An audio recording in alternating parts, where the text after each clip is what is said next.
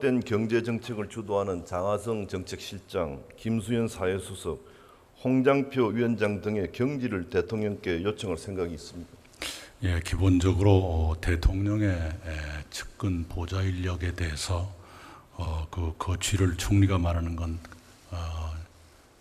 흔히 생각하는 총리의 영역은 아닙니다만, 그러나 지난번에 경제수석을 대통령께서 교체하셨듯이 대통령께서도 문제가 있는지 여부는 충분히 살피고 계신다고 생각합니다.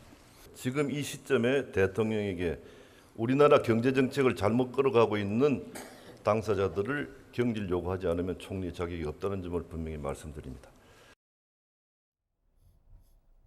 자, 이낙연 총리 지금 화면에 보시고 있는 저 세 분에 대해서 김무성 의원이 질문을 하니까 대통령이 결정하실 문제지만, 그러나 지난번에 경제수석을 교체했듯이 대통령이 뭐 여러 가지 생각하고 이건 어떻게 해석해야 되는 거죠? 저는 일단 그 두 가지로 말씀을 드리고 싶은데요. 김무성 의원의 질문이 잘못됐어요.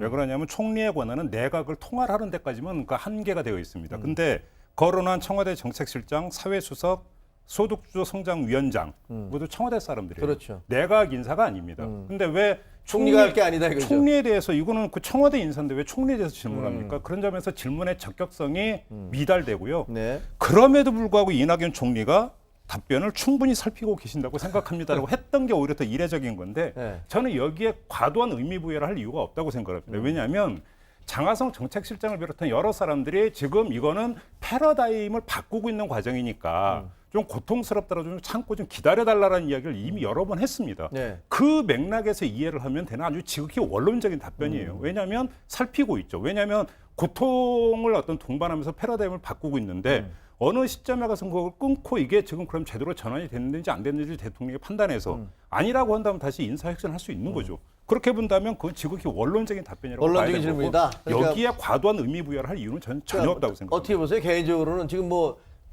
장하성과 김동연 부총리 간의 갈등설도 있다가 봉합됐다가 뭐 네. 여러 가지 논란이 있었잖아요. 네네. 그리고 보면 이제 장하성 실장이나 이쪽에 대해서는 야당에서 계속 물러나라고 하고 있고, 심지어 이제 지금 김동연 부총리에 대해서는 이정미 정의당 대표나 이런 쪽에서는 최저임금제 손보려면 당신이 물러가라 이렇게 그렇죠. 얘기를 하고 있고, 그렇습니다. 다 물러가라고 이렇게 외치고 있는데 네.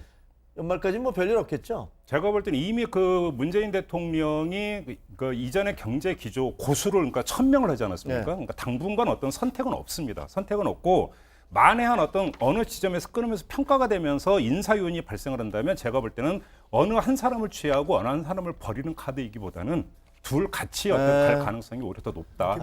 정무적으로. 김무성 의원의 편에서 굳이 이제 이야기를 하자면은 헌법 규정에는 국무총리가 대통령을 보좌하여 내각을 통할한다 이렇게 돼 있거든요.